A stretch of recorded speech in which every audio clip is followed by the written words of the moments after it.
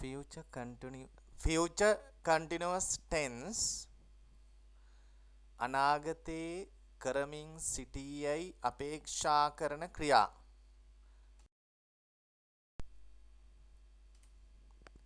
අපි උදාහරණ සලකා බලමු. I will be going මම යමින් සිටීවි. She will be coming ඇය එමින් සිටීවි. You will be learning ඔබ ඉගෙන ගනිමින් සිටීවි. He will be reading ඔහු කියවමින් සිටීවි.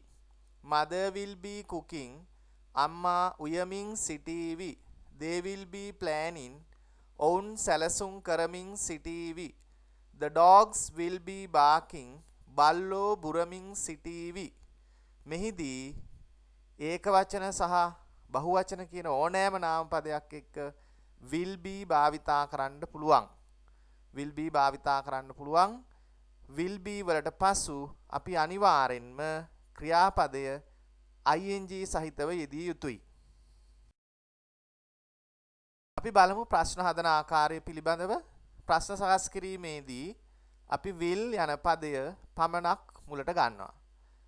will you be coming ඔබ එමින් සිටීවිද? will she be reading ඇය කියවමින් සිටීවිද? will mother be cooking අම්මා උයමින් සිටීවිද? will the children be playing ළමයි සෙල්ලම් කරමින් සිටීවිද? කියන අදහස් දීම සඳහා අපි භාවිතා කරනවා මේ will be කියන අවස්ථාවේදී will මුලට ගැනීමෙන් be පදය ඉතුරු වෙන්න අවශ්‍යයි. ඊළඟට නැත යන අර්ථය ප්‍රකාශ කරන ආකාරය I will not be finding it මම ඒක සොයමින් සිටින එකක් නැහැ.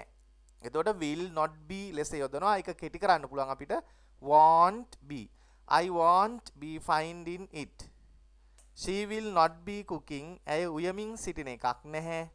එහෙම නැත්නම් she won't be cooking ඇය උයමින් සිටින එකක් නැහැ. You will not be listening ඔබ සවන් දෙමින් සිටින එකක් නැහැ. You won't be listening ඔබ සවන් දෙමින් සිටින එකක් නැහැ. මෙහිදී not be හෝ won't භාවිතා වන තැන්වලදී finding, cooking, listening ආදී ක්‍රියාපද වලට ing එකතු කිරීම වැදගත් වෙනවා. ඒ වගේම ප්‍රශ්න හදන ඕනෑම තැනකදී නැගත යන අර්ථයේදී මෙම අවස්ථාවේදී ක්‍රියාපද වලට ing එකතු කරන්නම ඕන.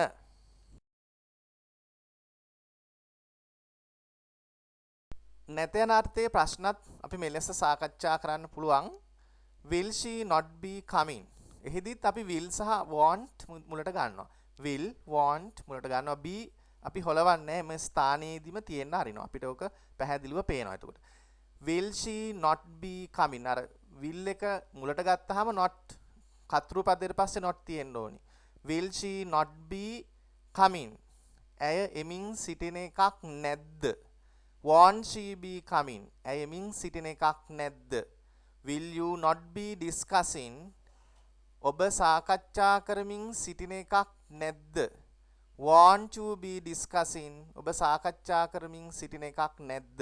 මෙහිදී will හෝ want මුලට අරන් තිබෙනවා.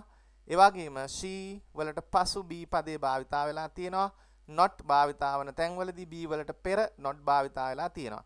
මෙහිදීත් ක්‍රියාපද වෙනස් වෙලා නැහැ. ing එකතු වෙලා තියෙනවා. right. ඊළඟට ප්‍රශ්න බහුවචන මේ WH ප්‍රශ්නත් අපි බලමු. මේවා ඒකවචන බහුවචන කියලා කිසි ගැටලුවක් නැහැ. අපිට ඒක සාකච්ඡා කරන්න පුළුවන්.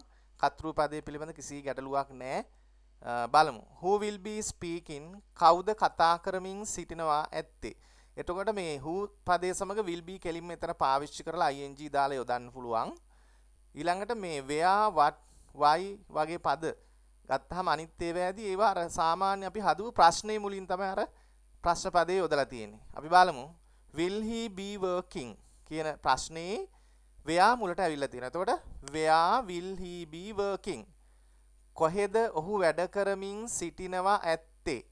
ආන් ඒ අවස්ථාවේදී අපි will මුලට ගන්නවා be ඉතුරු වෙන්න ආරනවා කතෘ පදයට පසු. හැබැයි ක්‍රියාපදයට ing එකතු කිරීම අනිවාර්යයි. what will she be doing ඇය කුමක් කරමින් සිටිනවා ඇද්ද? why will she not be learning ඇයි ඇය ඉගෙන ගනිමින් සිටින එකක් නැත්තේ. එතකොට why will she not be learning ක්‍රියාපදයට ing තියෙනවා. ඒ වගේම why won't she be learning why won't she be learning ඇයි ඇයි ඉගෙන ගනිමින් සිටින එකක් නැත්තේ. මේ ආදී වශයෙන් අපිට සාකච්ඡා කරන්න පුළුවන් වෙනම වර්ණ යොදලා තියෙනවා ඒ අදාළ පද තිබිය යුතු ස්ථාන පැහැදිලිව පෙන්වීම සඳහා. මේ ආකාරයට අපිට future continuous tense කියන අවස්ථාව සාකච්ඡා කරන්න පුළුවන්.